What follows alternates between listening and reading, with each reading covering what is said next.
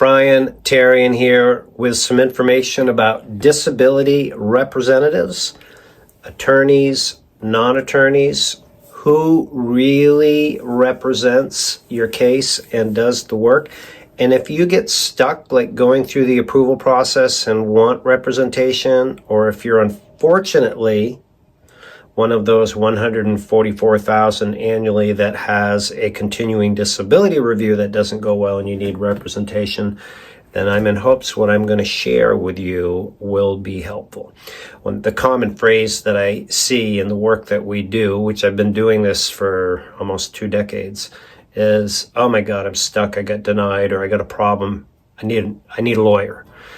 Well, maybe you do, but in my experience, that's not always the situation. Here's why.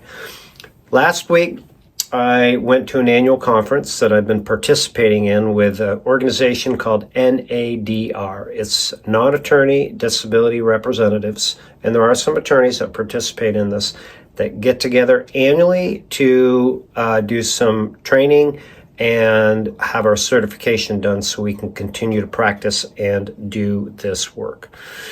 So a lot of these individuals that are there doing this work for law firms. So they do the work, they get the cases approved, but the front end of the brand is the attorney. Here at the Disability Digest, I'm a non-attorney representative. I have worked with attorneys, still do, that do some hearings and other advisory work. Many of them have contributed to our disability approval course. But just because they're an attorney does not mean that they are good at this work. Here's why. As a non-attorney representative in this NADR organization, we are required to do annual recertification. So we have work and classes that we need to take to stay skilled up.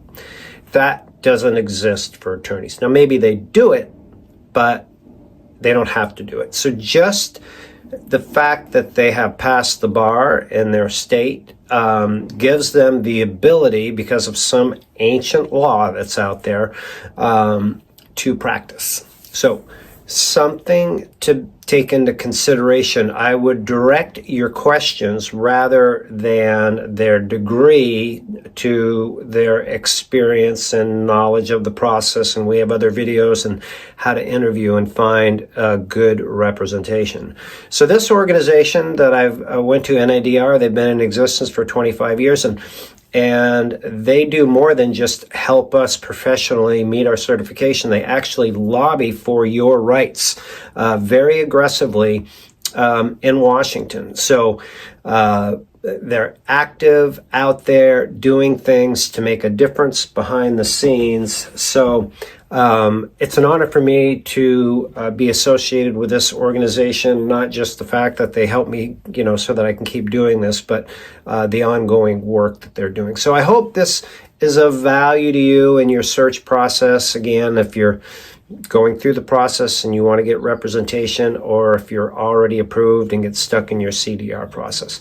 If you have any questions or comments, join us in the video comments. We'd love to hear what you have to say, what your experience has been, and stay tuned for more. Hope you find this helpful.